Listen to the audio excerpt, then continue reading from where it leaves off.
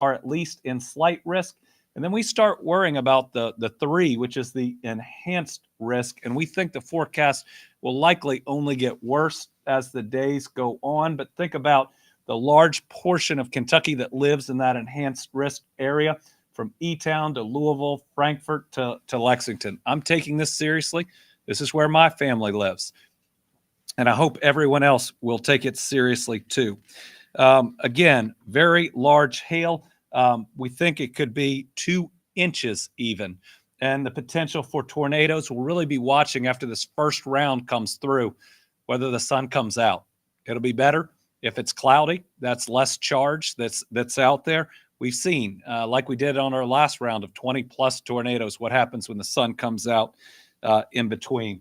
Again, Tuesday night, that is tonight, be concerned when you go to bed about how you will get the information if there is a warning. These warnings come really fast. The way these storms can develop, it can happen very quickly. I want to thank our meteorologists, all of our news teams that are out there, how seriously they're taking this and will take it. So make sure you're prepared. Let's go to slide 3. Okay, so this is again Tuesday, and it's really showing you parts of Kentucky where, listen, the yellow is already serious, but when you get the slashes that are here, we don't get those very often in Kentucky. So the first image shows golf ball size or larger hail possibilities. That is a large part of Kentucky that can damage vehicles, homes, and property. Agricultural damages is possible, as well as injury to those caught outside. Listen, when these hit, you do not want to be outside. And we'll talk about that in a minute. That we'll need people inside and off the roads, because if we have really damaging thunderstorms, if we have tornadoes, emergency vehicles will need to get to places as quickly as possible. The second image shows where we could see up to 70-mile-per-hour wind that can cause tree damage. Obviously, those trees can go into your home. They can down power lines. They can damage cars. They can damage you if you are out there close enough to it. This is almost all of Kentucky where we could see straight line winds of 70 miles an hour or more. And then the last piece shows where significant tornadoes are possible. Typically, when you have that area that we're talking about, the yellow with the slashes, that's EF2 or higher. Those are very damaging tornadoes. But remember, even the brown area is very possible to get these tornadoes. And we saw them not long ago when we would see, short duration tornadoes. But we had over 22 during one day in Kentucky in early April. Remember that while we saw a lot of damage, we didn't have many injuries during that because people were weather aware. We need you to be just as weather aware this afternoon into Thursday morning, because this early forecast is worse than the forecast we received before that event. All right, now let's go into Wednesday. Listen, we're concerned about today. We're very concerned about Wednesday. Wednesday, we expect to see scattered severe storms. Again, Wednesday afternoon right now, we think 4 p.m.-ish, but that will change depending on how quickly this moves across the country. And so we will be providing more updates, but check with your local meteorologist. Make sure you are watching the news. This is very capable of tornadoes, very large hail, and damaging winds. Again, look down here. Wednesday, the tornado confidence is between medium and high. That should be concerning to everyone. The hail confidence between medium and high. The wind confidence between medium and high. And then again, there's the flooding. But as we are moving, especially into late Wednesday night, early Thursday morning, we may have had so much rain that these flood confidence change. It all depends on how much a given area gets.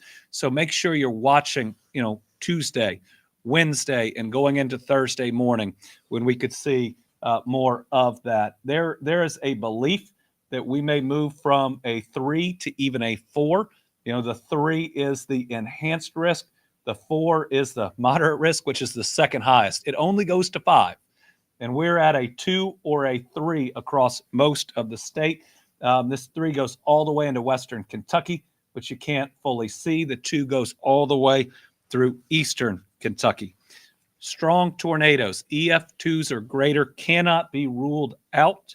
Additional storms, possibly in the form of a squall line, are expected Wednesday night, with all severe hazards still possible. Remember, in that weather system in early April, we didn't lose an individual during the tornadoes. We lost them during that initial squall when they were out on the roads, and just that intense rain caused a car accident where we lost a young man. So be careful during this. Let's go to the next slide. Again, this shows you exactly how significant of an event we are looking at. There's enhanced risk of severe thunderstorms. That is a 3 out of 5 for Eastern Kentucky on Wednesday and Wednesday night. The tornado risk is greatest generally near the west of Interstate 75. But look again at the hail probability. That covers most of the Commonwealth. That, again, is in the red with the severity over top. The wind probability now covering most all of the state. Look at the confidence in that 70-mile-an-hour winds. You don't have to have a tornado to topple some trees, to lose some parts of roofs, to have power lines come down. And then look at the tornado possibility, especially for Western Kentucky. You've been through this a lot.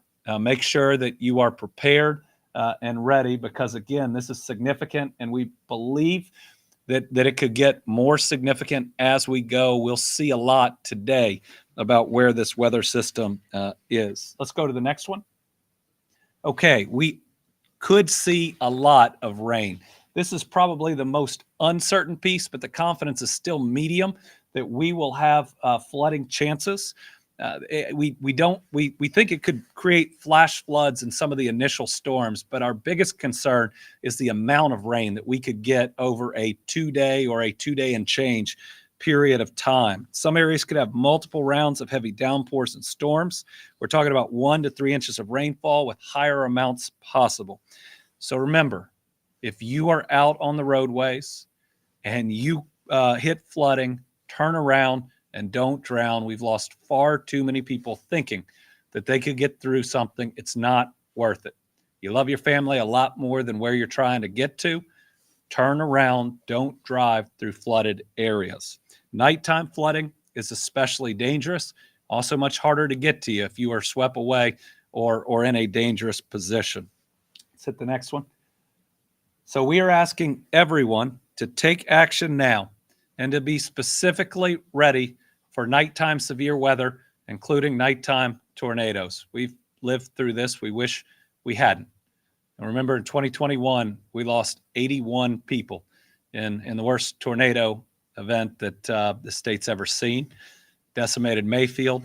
It took a lot of lives in Bremen. It pretty much destroyed my dad's hometown of Dawson Springs, and they are all rebuilding. But it tells you how concerning that nighttime tornadoes can be.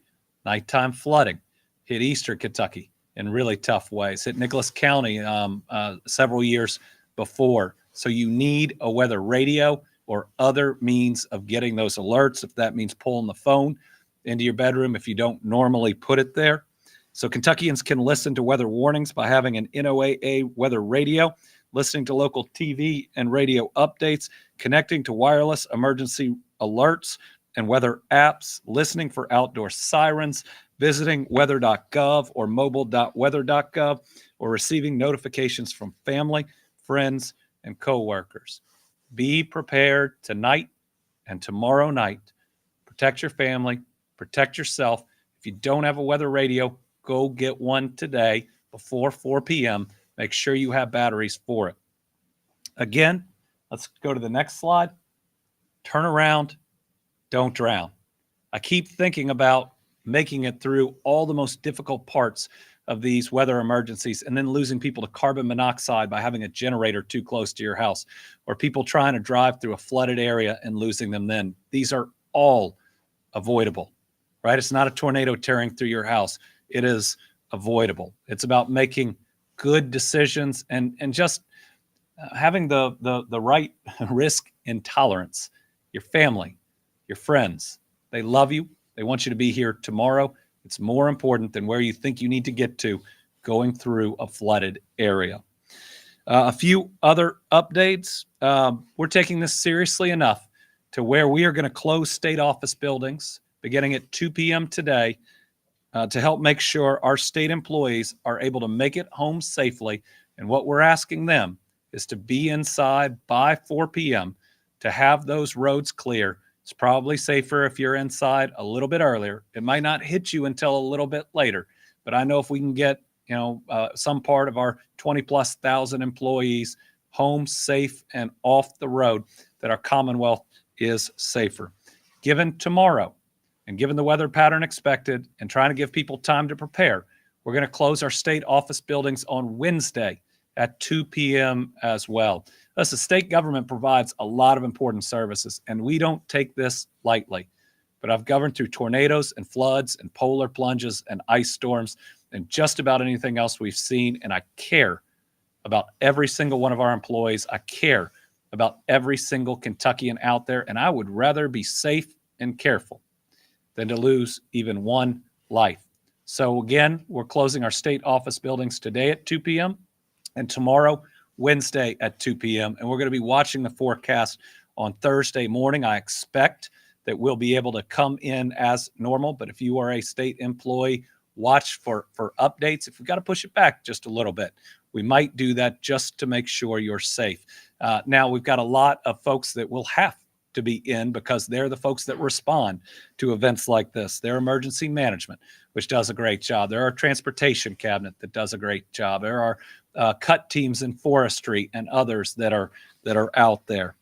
Our Kentucky Emergency Operations Center has been activated, and essential partners are standing by to provide support as needed. So again, we urge Kentuckians in need of a safe place to contact their local emergency management office or official. If you don't know where you'd go if there was a tornado, if where you typically stay isn't safe, find out now. Find out this morning. Make sure you know where to go. For additional preparedness tips, visit kyem.ky.gov. Now you're going to hear from Kentucky Division of Emergency Management Eric Gibson, followed directly by State Highway Engineer James Ballinger.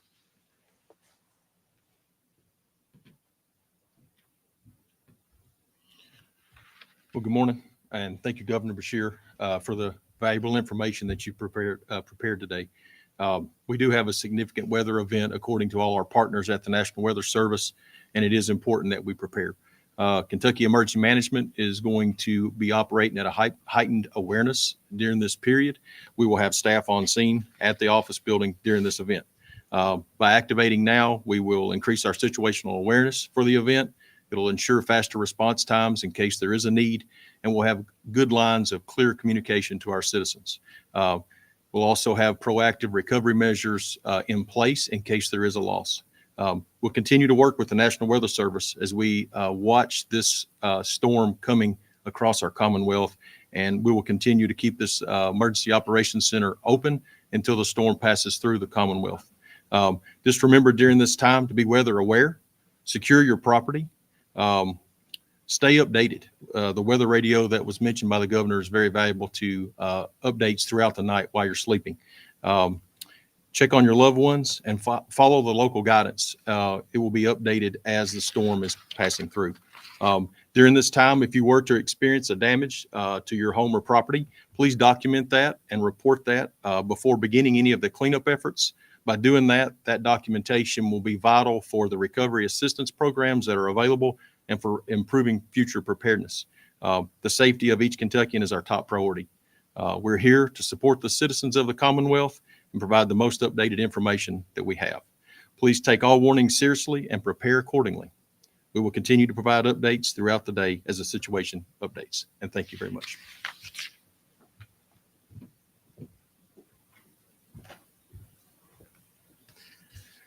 Thank you, Governor. And given the potential for the severe weather that's expected over the next couple of days, though, our state highway crews are on high alert. We're monitoring the weather. And in fact, we just held a statewide meeting just before I came to this press event to discuss our plans and our preparation for the upcoming weather event over the next couple of days. And our crews, if we experience a wind event, our crews will respond should downed trees or other debris impact travel on our state maintained routes due to the high winds. If you're on the road during a high wind event, slow down, keep your hands on the wheel, and keep a safe distance from other cars, especially the large semi-trucks that you may see on the roadway. Or even better, just safely pull over if you're out in the weather and you have a high wind event that you're experiencing. Another thing, if we experience the water or the flooding that the governor talked about, crews are going to be monitoring for this high water on our roadways.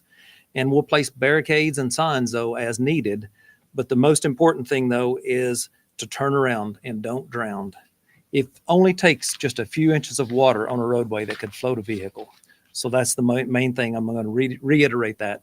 Turn around, don't drown. Also, depending on the severity of the storms, our roadways could be blocked by downed power lines. The main thing is a report a down power line to your utility company, and do not try to clear that yourself, though. It's just really important, though, to avoid touching any downed power lines that you may experience. Also, remember that power outages could affect our traffic signals. Should you encounter a dark traffic signal, the most important thing to do is treat that intersection as a four-way stop. That way you can maintain your safety and the safety of other drivers and motorists on the highway. Again, our highway crews and the utility companies will respond to storm damage just as quickly as we possibly can, but we also have to look at the safety of our crews. It takes time, so we ask for your patience as we respond to these weather events over the next couple of days. Mainly, though, avoid travel when it's not safe. And please watch out for our crews and the other first responders that you may experience, though, after the storm event has passed. Thank you.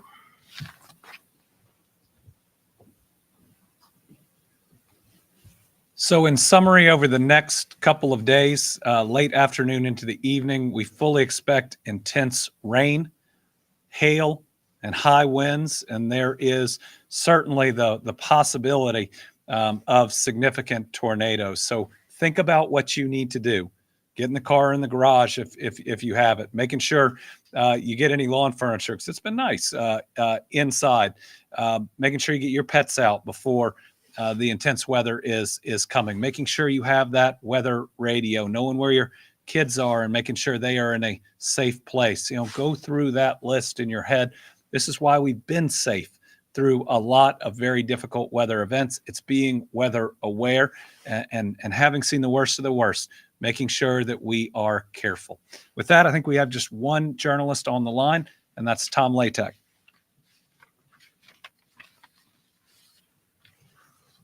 Thank you very much, Governor, and good morning to you. I've got a couple questions. Do we have any Kentucky National Guard folks been put on standby or activated?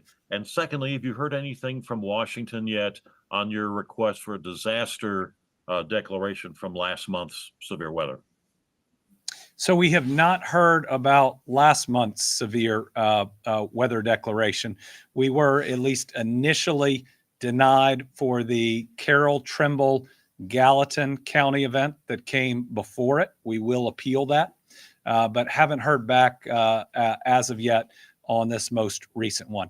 At this point, we haven't activated National Guard. Now, we have the active on-duty National Guard that is always on duty over at the Emergency Operations Center, and we're going to be watching. The forecast is still a little bit in flux. We want to see what happens, especially after this first line comes through. And then we'll be watching some of the early indications that we see what happens on our roadways. Certainly our hope is that we'll get people home and off the roadways really before that 4 p.m. time when we think that this will hit significantly. All right, everybody, stay safe. We care about each and every one of you. We've seen what happens here. We've seen pictures out of Oklahoma and other areas of severe weather recently. Be weather aware so that Thursday afternoon and Friday, when it stops raining and hopefully the sun comes out, you'll be there making great memories with your family. Thank you all very much.